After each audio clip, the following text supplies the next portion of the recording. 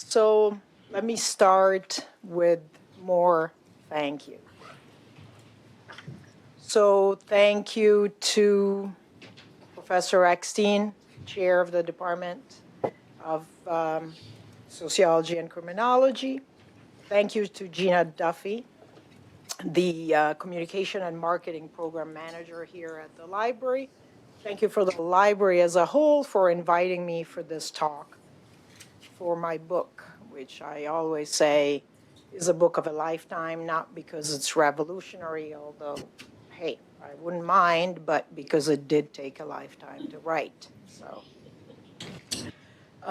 also thank you to Heidi Rose, Chair of the Communication Department, and the entirety of the Communication Department, because that department co-sponsored this talk with the Sociology and Criminology Department.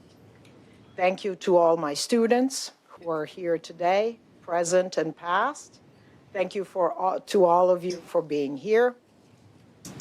And thank you to Rick Snyder, not my better half, but my better three-quarters. So, why? Why this talk? Why this topic? It's a beautiful day out there. It's spring, it's hot. Why this talk? Why youth and suicide? This is not fun stuff. So I'm literally asking you, and if you know me, you know I do ask directly.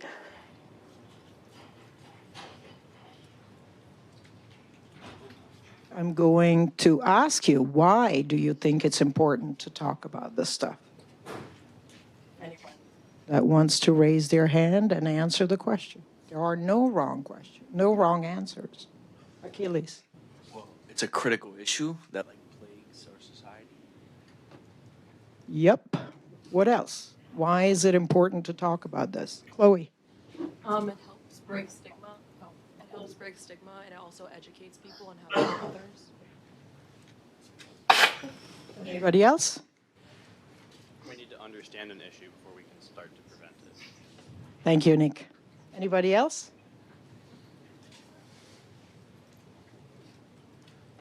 Did you want? Why is it important to study youth and suicide? And more specifically, youth suicide. The WHO tells us, World Health Organization, that 1/3 of suicide deaths are by young people globally. The Center for Disease Control in this country tells us that suicide is the second leading cause of death for people 14 to 19 years of age. So it is a problem. It is an issue. Hopefully, maybe it hasn't touched you guys directly, but it is a problem in our society. We should not lose people in general, let alone young people, to suicide. So, indeed, suicide is a public health crisis. Youth suicide is. And the pandemic, right, that we are sort of coming out of, but I'm not sure COVID and the pandemic are also willing to let us go, but we are trying to come out of it, right? In any case, the pandemic has definitely exacerbated the public health crisis about youth suicide. And there is a long history of suicide in society that predates, right, the fundamental work by Emil Durkheim that Professor Eckstein mentioned, right, 1897, that seminal book in sociology about suicide, precisely, right, to look at suicide not as a private trouble, right? But as a public issue, looking at the social factors that influence suicide and take it precisely out of the darkness of the silence, of the unspeakability. Here I am already inventing a new word, of suicide as a private matter. There's also a long history of suicide in terms of the studies that have been done, not just in sociology, but across disciplines. Now, when I tell people, or people ask me, whichever way, whichever comes first, about my project, like I said at the beginning, right, somewhat lifelong, they go, wow. And it doesn't take a detective to figure out that the wow is not a wow of awe, but it's a wow of horror.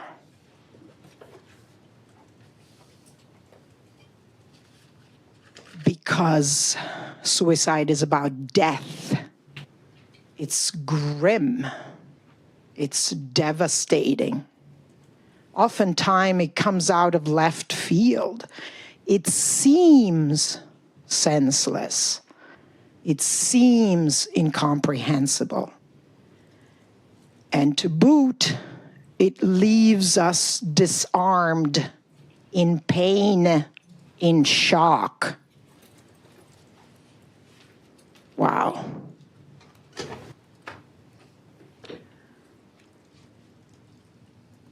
I'm here, though, to say, or not though, and at the same time, yes, though, I'm here to say that all of this stuff is true, is real.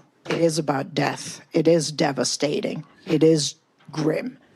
It does seem senseless. But I'm also here to say that it is about life. Not in the Pollyanna way, it's about life. But suicide is for real. It is about life. It is about what it means to be alive. Because it is life. It affects life. It affects me. It affects us. So then perhaps the study then of suicide and youth, and in particular youth suicide in film appears, and that's not the first time, and that's not my genius idea, it does coalesce as an interesting buffer to indeed talk about suicide as about life and suicide as about me and suicide as about us. It provides a little bit of a screen beyond, of course, the literal screen of film, right? A little distance for us to tackle this subject that is so incomprehensible, even when we have answers and when we are sure of those answers. It still stays pretty much incomprehensible. So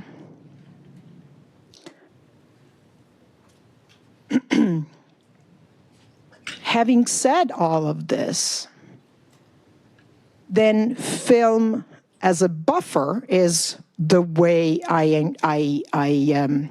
approached my study of suicide in American film. And so before we zero in then on our discussion of how suicide manifests itself in these films, in American film, at suicide and silence, let me give you a sense of the bigger project that, again, the book was, and will be, so that we know where this discussion of suicide and silence with suicide fits. So this bigger project analyzed movies, American movies, that were sort of that had the so-called theatrical release, traditional theatrical release, so 60 minutes or longer. And also a theatrical release, so feature-length movies, I meant, and a theatrical release. Traditionally, now these days, we have, some streaming opportunities these days, and for some of the previous years, but the idea is that, for most of the history of filmmaking, still we relied on traditional theatrical releases. And having said that, my overview, my analysis of filmmaking, films about suicide really did literally span the gamut from the early 20th century to as close as the last decade, 2019. And so what kind of movies did I search for and did I use? I used movies that were either about what we would consider youth. And, well, what do you mean by youth? Absolutely. Ask me at the end. There's a long history of literally the conceptualization of youth and what it means and how it was categorized, marketed, and et cetera, et cetera. But for right now, youth is you guys, young people, up to the mid-20s, roughly. So these movies were either clearly about young people, or they had young people as their target, So for youth, or much less frequently, by youth, How many young filmmakers do we know in the history of filmmaking? Well, how many they are, They have become increasingly more possible with new technologies that have, lowered or completely erased the barriers to entry for filmmaking that traditionally, has been an extremely expensive hobby, if you want, or profession. So, of course, all these movies then had an aspect of suicidality. So either actual suicides or attempted suicides or suicide ideation. And so that was the sort of the way I gathered my sample. All 187 of them. So as far as I can tell, there are 187 films that fit these categories that I analyzed painstakingly in my work, in this book. So, having said that, and as a way, again, of finally, you might say, getting into our discussion of silence, let's recall the idea that all that we're doing is, all this discussion about suicide, it's really about life. And not just because we're here, and we are undoubtedly alive, but because suicide is about life, and it is about me, and it is about us. So, I will start with breaking my personal silence about the subject. And I will read to you from the preface to the book, for those of you who are book nerds or aficionados, You know what a preface is, It sort of gives a little bit of a background to understand why this person, goes around saying that she spent her life studying suicide. So what's up with that, So again, let's dig up that wow, of horror versus awe that I referred to before. So, all the silence we don't talk about. So let me start with talking about some silence. So here in the preface, so I'm reading, it's going to take a few minutes. I'm not reading the complete preface, but I'm reading a section of it, about a page and a half. And so the idea is that I'm discussing what the book is, besides being an academic and scholarly text. Besides being an academic text, this book is also a hard-fought attempt at confronting some of my oldest demons. These demons came to life from the deaths, both natural and self-inflicted, that I had to confront growing up. When I was a tiny child, my mother introduced me to the concept of natural death. Sitting on her lap, I would watch her crying as she became increasingly more distressed, telling me over and over again her harrowing story. She was orphaned at 2 years old when her father died, and then again at the age of 11 when her mother died. Her raw pain was overwhelmingly heavy. Those deaths, and what I later understood was my mother's inconsolable loss, triggered in me the conviction that my life trajectory was going to repeat my mother's. I, too, was going to lose both my parents before I turned 12.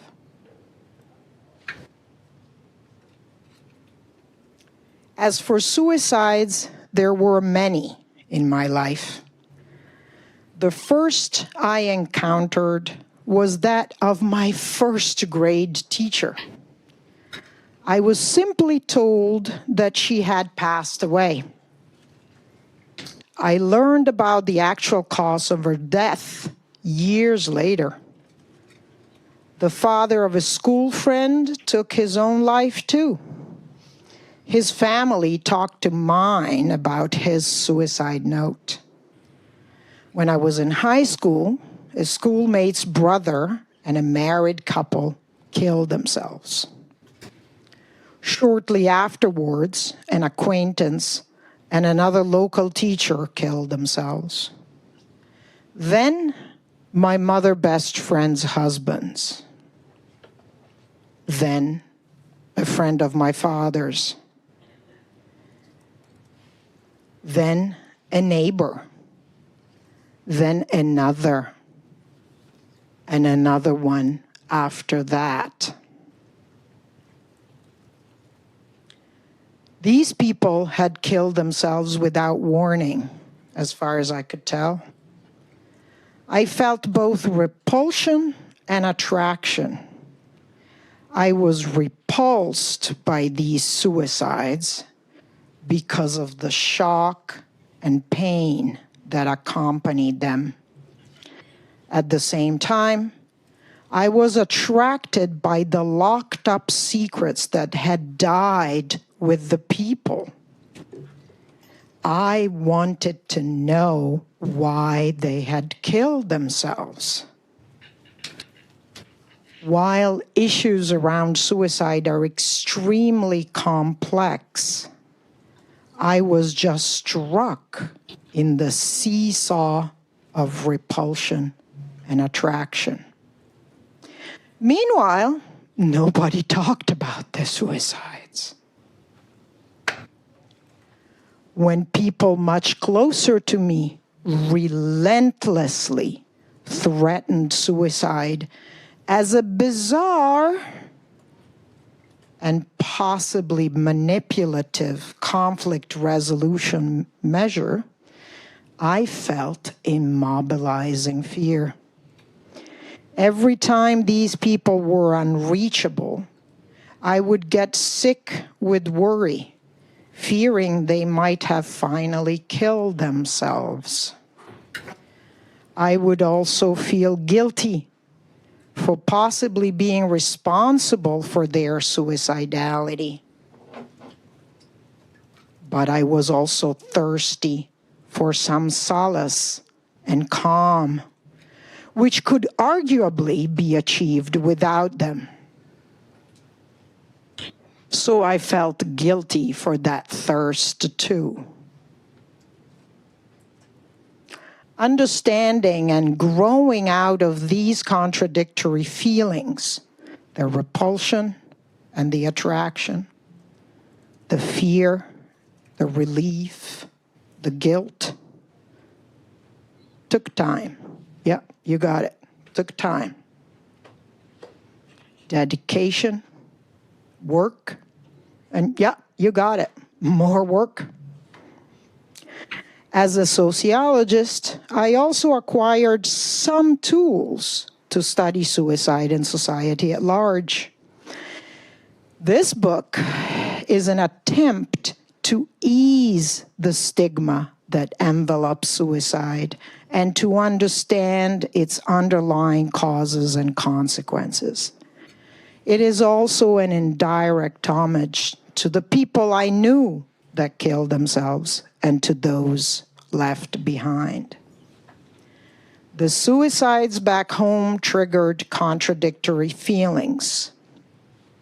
Similarly, the present work about suicide in film brings out a variety of feelings in me. On the one hand, I'm humbled and distressed by the sorrow that self-inflicted deaths entail for both the victims and the bereaved. On the other, I hope this work will make a contribution to understand suicide and to prevent it by solidifying the deterring notion that suicide is, quote, a permanent solution to temporary problems, unquote, even if, clearly, not everyone agrees. And the quotes, by the way, there are because it's from a movie, Archie's Final Project, Suicide as a Permanent Solution to Temporary Problems. And that quote in the movie is from one of the fathers of sociology, of suicidality, Edwin Schneidman.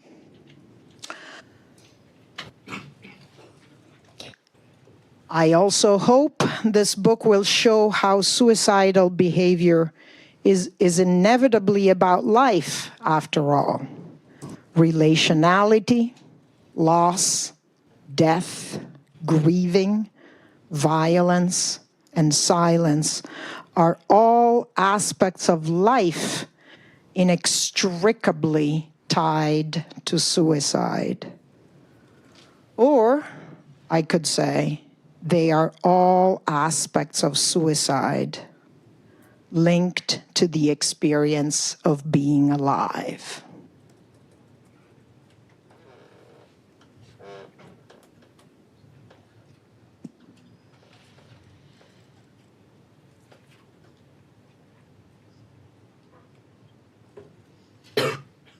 How are we doing? Do we need to pick me up? A couple of jumps, a couple of push-ups, something? You okay? Thank you. So, breaking a first suicide, check. Let's keep going. All the silence we don't talk about. Indeed. So, right, I just read from the preface, right, that there are many aspects that are connected in these films as they describe youth and what it means to be young. And some of them, right, and I call them recurrent life themes that, you know, despite, right, the death, the grim, the devastating effects of suicide, there is still a core, not again to be Pollyanna, but there are still ways in which we're still talking about life. And it is about life. And so, indeed, relationality, right? For all of us, for those of us who have been exposed to sociology, right? It's the core of life, right? Social life, life in groups. So of course we relate, even by not relating. That's a way of relating, isn't it? Right? The text you don't answer, right, is a way of saying something, right?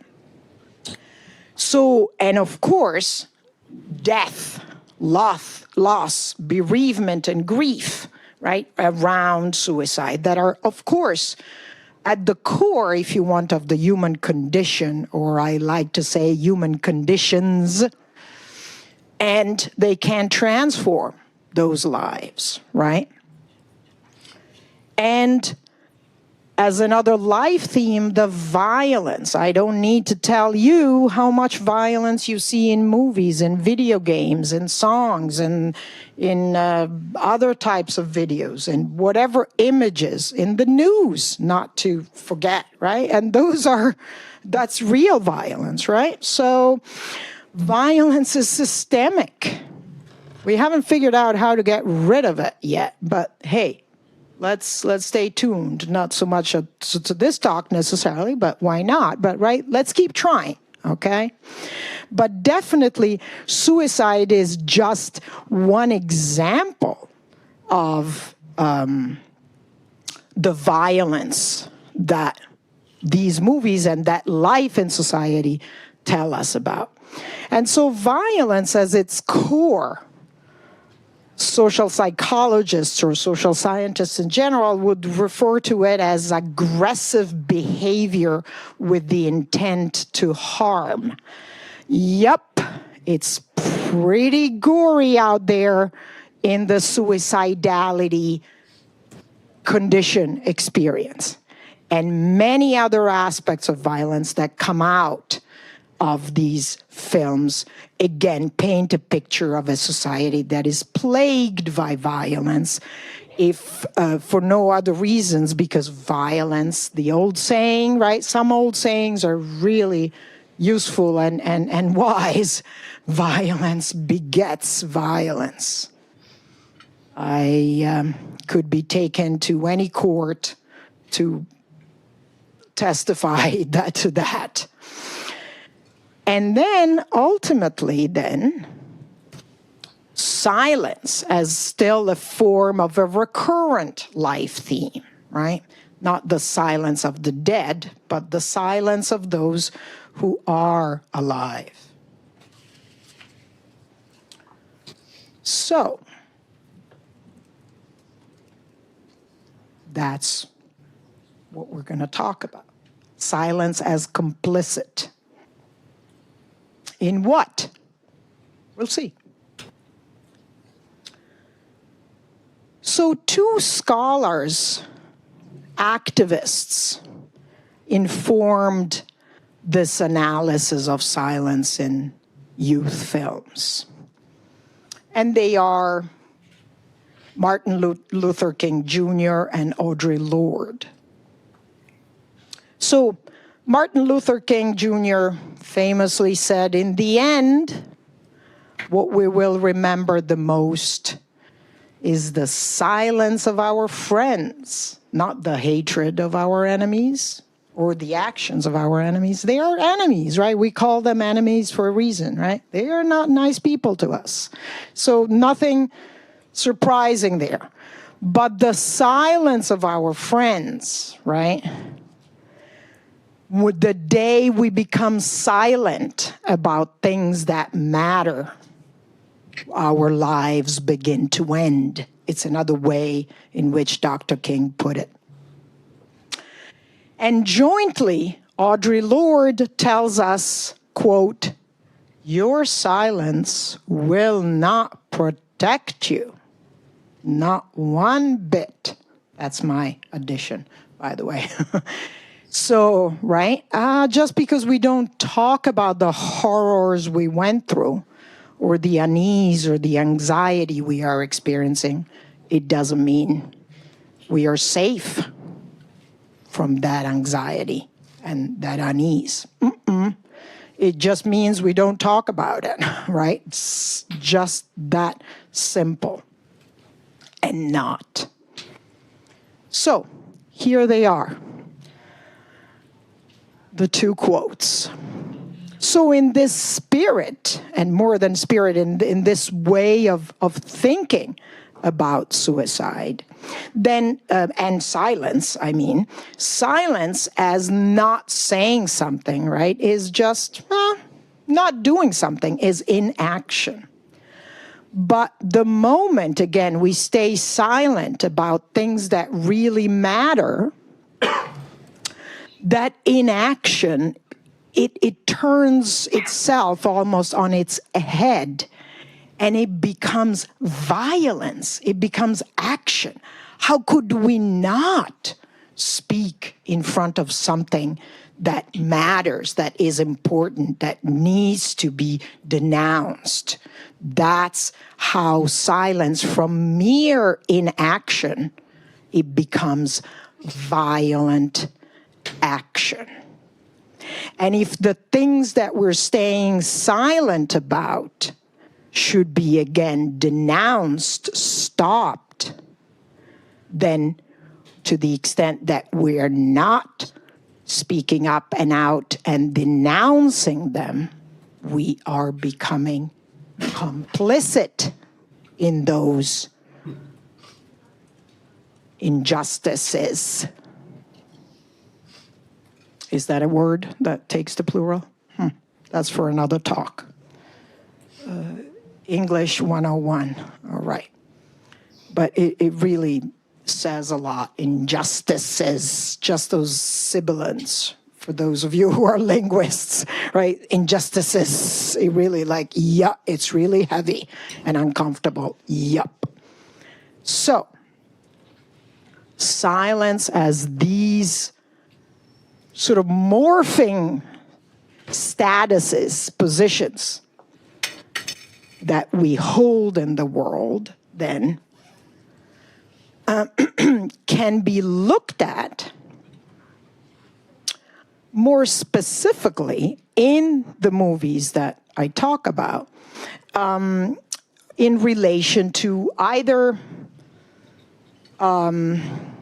generally understood injustice or specific traumas that individuals go through, or the silence that we may perpetuate and hold silence, right? It's almost like, a nice, cute, adorable baby. Nope, nothing of that cute nature here, right? But holding silent, staying silent when somebody's hurting and needs help. And the ultimate silence, as in not disclosing one's intentions or one's suicidal mode and ideation. Again, the father of suicidology, Edwin Schneidman, via one of his students, Antoine Lénars, who teaches and works in Canada, talks about masking or dissembling, as in, I am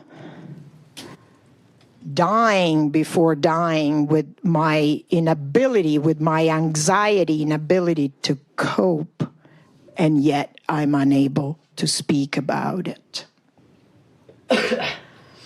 So, any questions, by the way, so far? Raise your hand, raise your foot, raise your leg. I'm really pushing my Achilles here, those of you who know me, and my disaster with the Achilles and tendons and such things. But anyway, I'm still standing. Good. No questions? All right. At the end, hint, hint. Okay? So, then, silence. How can we stay silent against injustice? as somebody's getting bullied and we just do nothing. How could we do that? Well, it happens, right? It has happened. It's been captured in a movie, Mean Creek, 2004, in which a bunch of young kids, go to school and, hey, do experience bullying.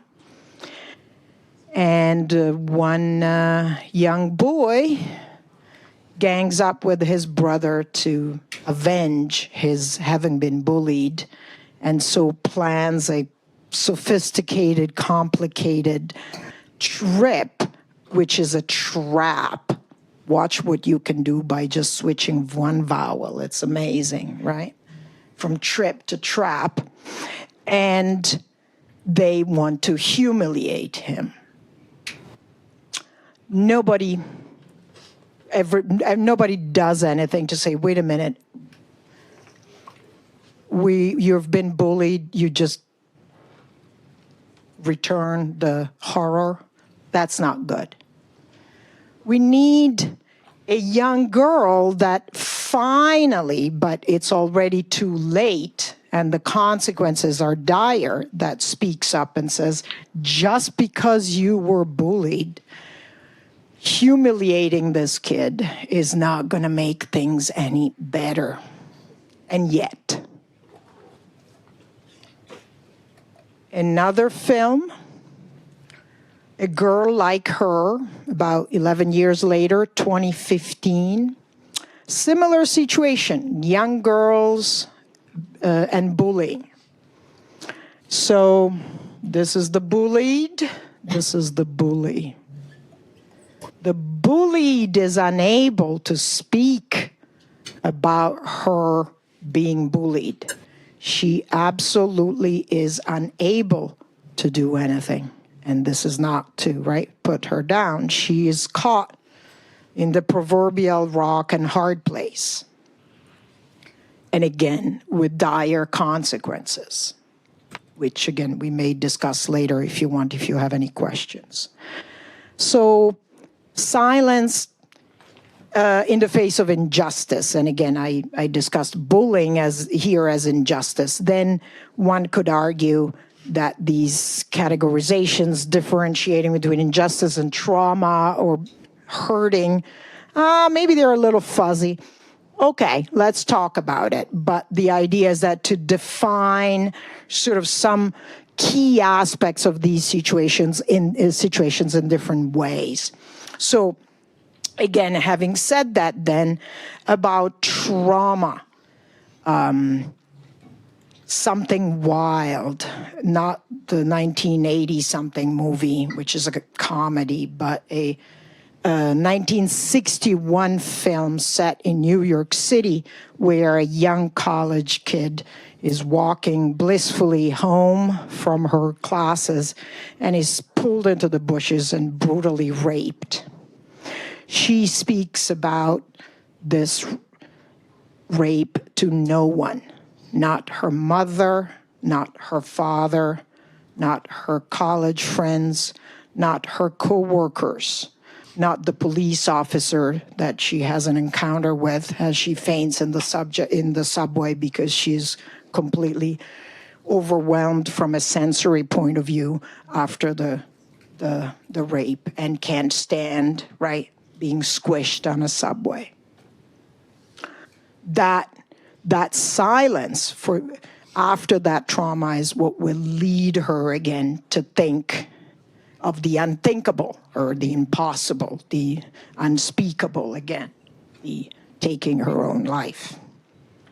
In a different setting, but in similar circumstances of repeated and heavy trauma, Full Metal Jacket from 1987 discusses the relentless trauma experienced by military trainees to go to war, the time of Vietnam, we're speaking here, That's the setting, right? The movie is from 1987, but the setting is during the Vietnam War. And this one particular soldier is brutally abused verbally and physically, relentlessly, day in, day out, throughout his training, and unable to speak about it. Where again, ultimately, the only way out is that permanent solution, so to speak. Fast forward to Surviving Family, 2012, where the title already makes us think, Surviving Family. Wait, are we a family who's surviving, just getting by, struggling? Or are we trying to survive family life? Like, oh gosh, what is this? Short answer is, it's both, okay? And the silence there is around, these are two sisters, and there's a third sibling, and their mother kills herself on this kid's 13th birthday. And their lives, the two sisters, the brother, the father, are completely transformed and shattered by that event. And yet, absolutely unable to talk about it.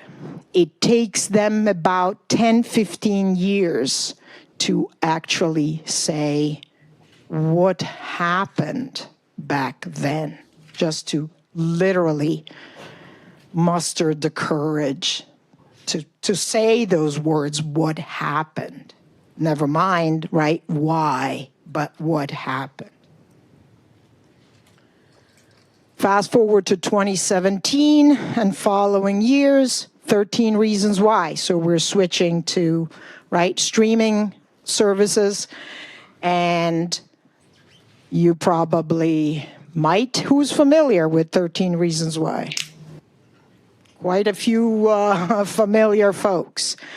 So there's a lot that goes on in there.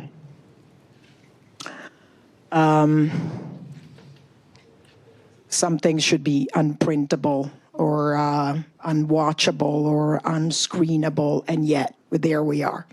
But the point here is that aside from the central, right, suicide of the protagonist, there are, alas, plenty of traumatic experiences, literally rapes, that are not denounced, not discussed, not talked about, and that were contributing factors to the suicidality of many individuals involved. And yet, right? Why is it so hard to break silence? Well, that's another lifelong a task or enterprise, but definitely, right? Why is it so hard? It's sort of a question that comes to the fore, aside from, stylistic or sort of literally cinematographic choices on the topic that the filmmakers made, etc. But again, that's for another story. But here again, we see trauma as rape or physical and emotional abuse over time in Full Metal Jacket, or something wild, respectively, and or suicidality as circumstances that are hard to speak about.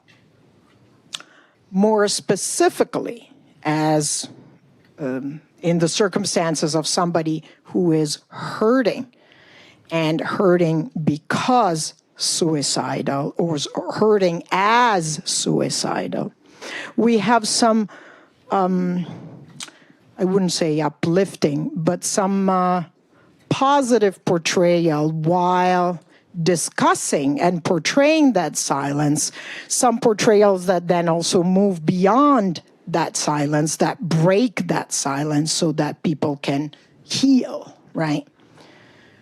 And so Beyond the Lights from 2014 is a movie that features a young musician, female musician, up and coming, with a very successful career that is sort of blooming, blossoming, but that feels absolutely the weight, the pressure of success that sometimes comes with strings attached. So some choices of having been sexualized in the music industry was not necessarily something she was particularly happy with, but she went along with, seemingly in an okay way, up until the point in which she attempted suicide.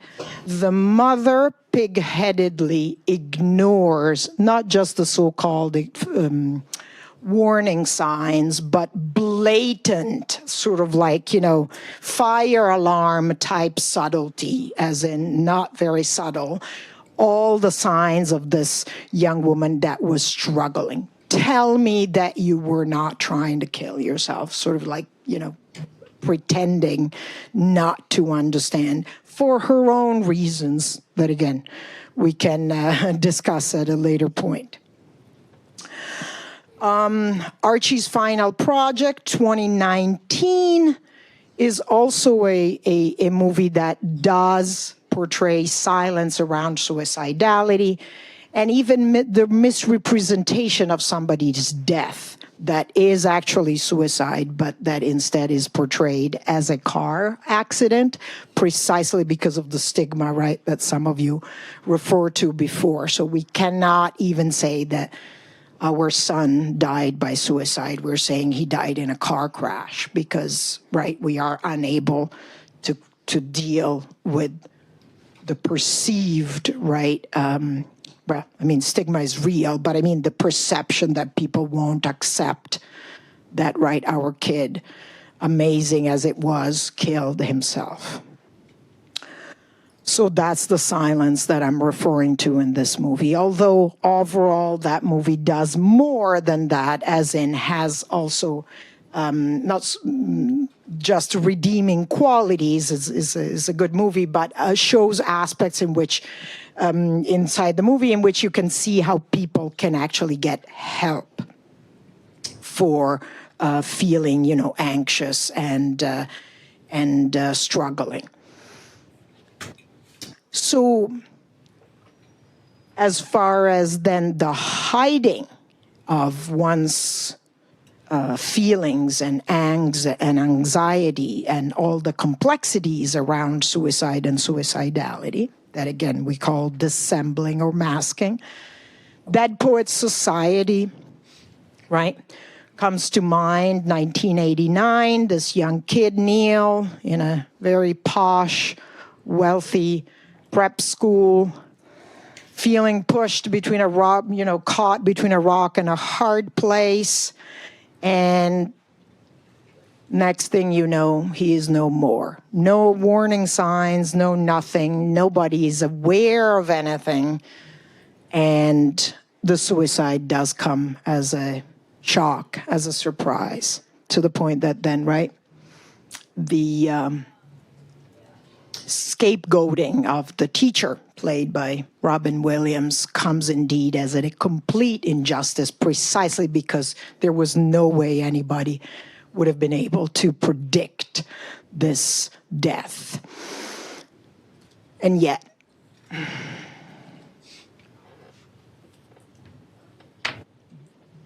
before we move on, Robin Williams, right, the lead actor, amazing actor, also succumbed to suicide, right, in real life.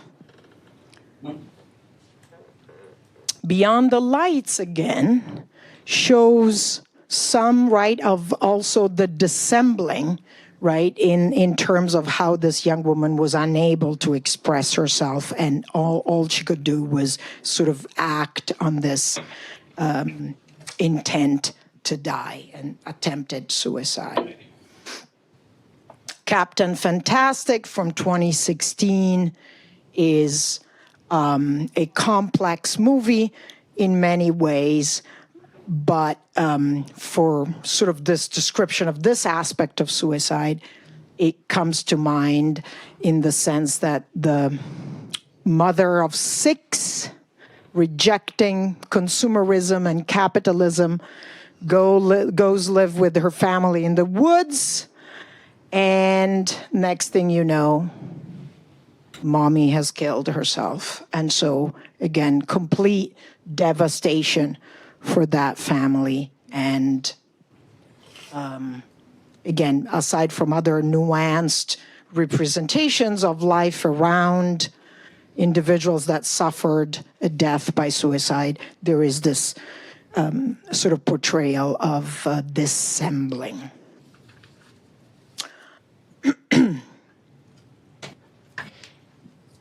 So I have walked you through, I have talked to you through a variety of ways to understand, to interpret, to talk, right, about suicide as it relates to various aspects around suicide. And the overarching theme, right, of silence as inaction, as violent action, or as, more to the point, complicity, right, if we don't speak up. So, reminded of the activists and scholars that I started with in terms of my discussion of silence, I want to finish by referring to yet another movie from 2010. It's kind of a funny story. Anybody familiar with it? Based on a book adapted from a book by the same title by Ned Vizzini, who, alas, also died by his own hand. And yet, this is a story about life, not again in the Pollyanna way, but it's about life in the sense that we can break out of silence, that it is possible to break out of silence. And so I want to play a little clip, not the end, not the beginning, but just in the middle, in which the protagonist himself, not just the clip is representative of this breaking of suicide, but the whole movie starts with this young kid feeling so much pressure that he feels suicidal. What's different? He checks himself in. He goes to the ER. So we're going to watch him relate to another young woman that then is in the psychiatric ward at this New York City hospital where he's also in. And it's an adult psychiatric hospital because the movie tells us the young people's psychiatric ward is under construction, so they are thrown together with the adults. And it's not a pretty picture, not because we should Photoshop it, but there's a lot to absorb in that psychiatric ward for young Craig. And yet, like I said, he is able to break out of that silence. And so in this scene, when we see this young kid and this, we understand his romantic interest. Of course, there's a little bit of that, right?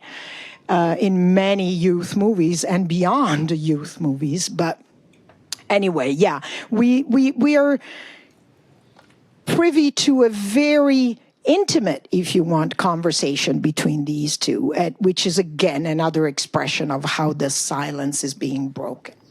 So bear with me as I futz with my laptop. All the silence we don't talk about. It's about us. Thank you, guys.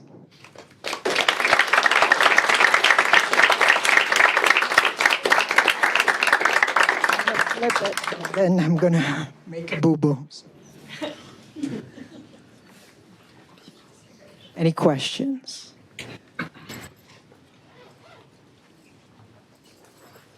Sandy. My 1250 class. So I know a lot of the movies that you talked about, a lot of, besides maybe like Dead Poets Society, a lot of the suicide was with women. So I kind of wanted to hear your opinion about, I know majority of suicide is actually committed by men. So I wanted to hear your opinion on if movies portray that well enough. The fact that the majority of suicides are actually by men. Is that right, Sandy? Was that your question? Yes. Yes. So a lot of times, the means, without getting into unnecessary details, but the means that are chosen are such that the means chosen by men are more fatal than the means chosen by women, and that is where much of the discrepancy and the higher rates of suicide for men come from. Now, having said that, in terms of youth movies, there is a little bit of both, as in young men or young women. The representation of women's suicidality tends to be related around issues of romantic attachment or romantic rejection, whereas the portrayal of male suicides has to do with more sort of external type situations, like the inability to provide for one's family or things like that. And in some of the early movies, post Great Depression, a lot of that sort of dire circumstances, financial and otherwise, had to do precisely with the inability to provide for one's family. I think I got tripped up by my Achilles tendon at the end, but did I answer your question? Yeah. Okay.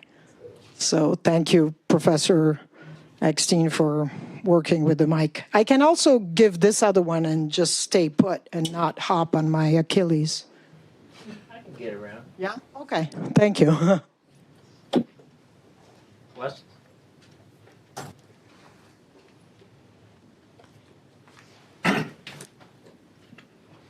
Hi, Dr. Seggi. Thank you for your talk today. You're welcome, Matt. I just had a question about 13 Reasons Why. Yes. What extent did that play in your research, and how did that transform the landscape of youth suicide in film? Well, I dedicated a whole chapter to 13 Reasons Why because of the sort of overblown focus on suicide, right, in the series. It's basically, right, 13 episodes that revolve around this young girl's death and her living, right, post-mortem. So it was, on the one hand, you could say it's an outlier, right? It's something so overblown that is not even representative. But at the same time, I want to talk about it and sort of talk about all the ways in which it may not be useful to watch this series and without thinking too much about it. As in, I'm a big believer in, of course, having a brain, keeping it maintained, oiling it, dusting it every time. And so, what is this series telling us? And by the way, as I was doing research, I tried multiple times to connect with the producers and or the directors of the various and sundry episodes because I wanted to interview them, because I wanted to hear, right, their side of the story. And my attempts were unsuccessful. But at any rate, I did want to discuss this series because of its overblown focus on suicide and suicidality.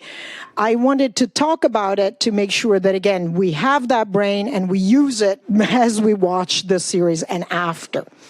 As in, I don't believe in censorship one bit.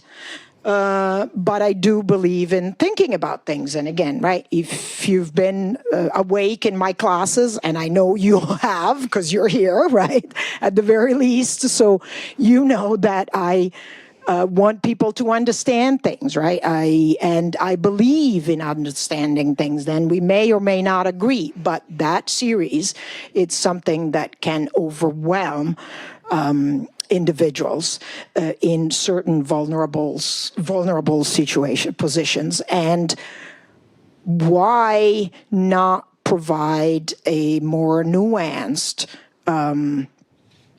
portrayal of youth, right? Yes, there is the drinking. Yes, there is the bullying. Yes, there may be suicidality involved. I don't necessarily appreciate, again, the way all of that was portrayed. And so be it. Like I said, I'm not going to censor it, but then let's work together. And here's sort of the, if you want, what people hopefully walks away with as they read my book. Let's come up with ways to engage kids, in particular kids that are, right, the prime audience for this kind of series, so that they can figure out the ins and outs of what they're being exposed to without being overwhelmed, without feeling, right, that finding themselves in the silent place or in silence. And so ultimately, long story short, let's come up with questions, with key ways of thinking about movies that revolve around youth suicide so that we can discuss these portrayals that may be overblown or over the top or absurd. Insert your favorite adjective from whichever reviewer, right, has reviewed the series, so that again we are exposed to all kinds of stuff, but we keep not just our heart on and alive, but our brain, and we have tools to work through these scenes. What if this kid is described as struggling, but maybe finds some individual that is able to listen to her? What if we provide a more, again, nuanced portrayal? But in any case, so yes, I wanted to include it in my book as a series that not only takes, again, then my sample of films, so to speak, into the 21st century in terms of streaming movies, and there are a few others, but also in terms of a sort of a heavy-handed take on the subject that, again, I may not agree with, but that's irrelevant. Let's work with tools, again, a media literacy strategy, so that we know how to tease out the intricacies and the subtleties and the insidiousness of, you see how hard that insidiousness is, right, of these portrayals. And so then, in contrast to that, I had another film that I sort of focused on, as in one specific chapter, and that is indeed one of the movies that I mentioned before, Archie's Final Project, as an example of an independent film that actually not so much does a good job of describing issues around suicidality, and it does, but again, how we can work with that film, sort of also comparatively, as opposed to 13 Reasons Why, to tease out more about what it means to be suicidal, what it means to have a loved one who is suicidal, what it means to lose somebody who is suicidal. And again, to stay as far away as possible from the silence around all of this. Does that make sense? Yeah, thank you.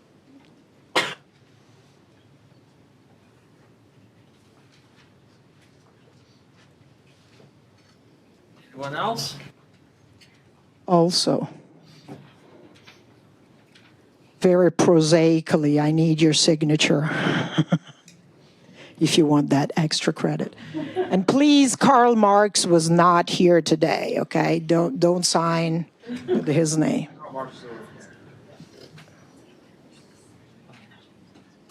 So, so you talked about using a strategy to sort of view films, and you looked at 187 films at least, right?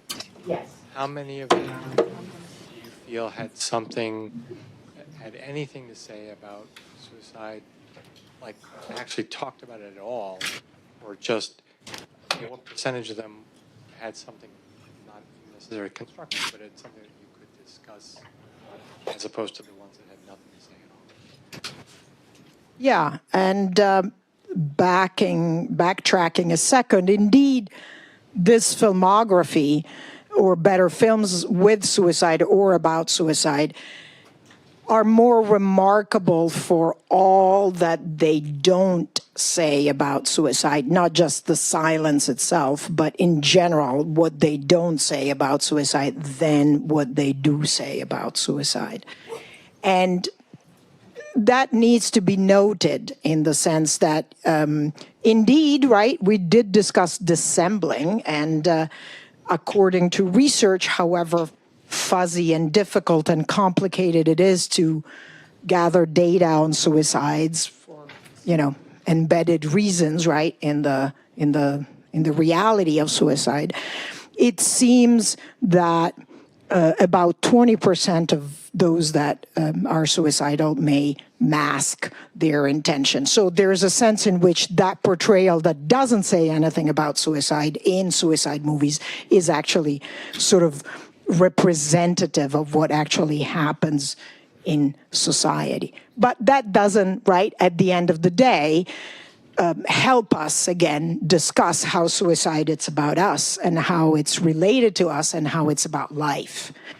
And so then, finally, to your question, the movies that discuss, however implicitly suicide may be few and far between, but do exist.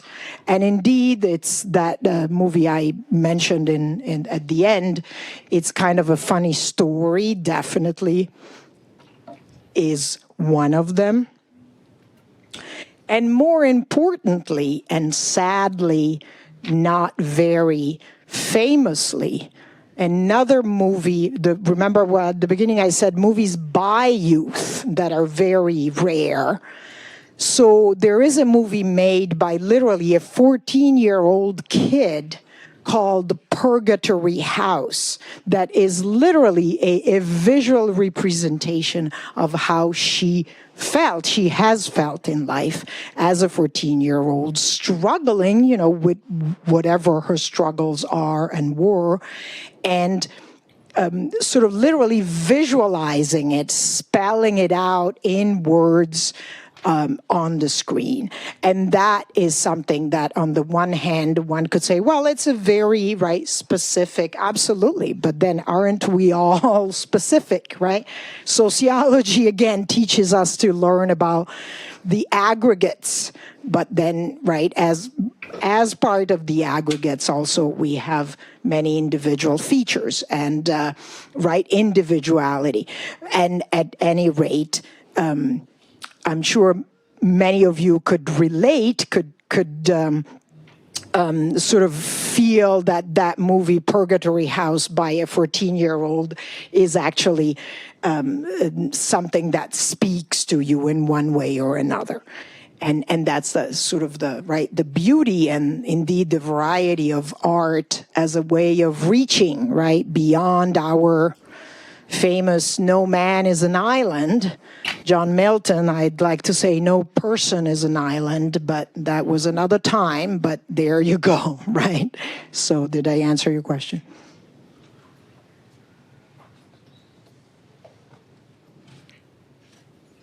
More questions? You want to go play Frisbee outside?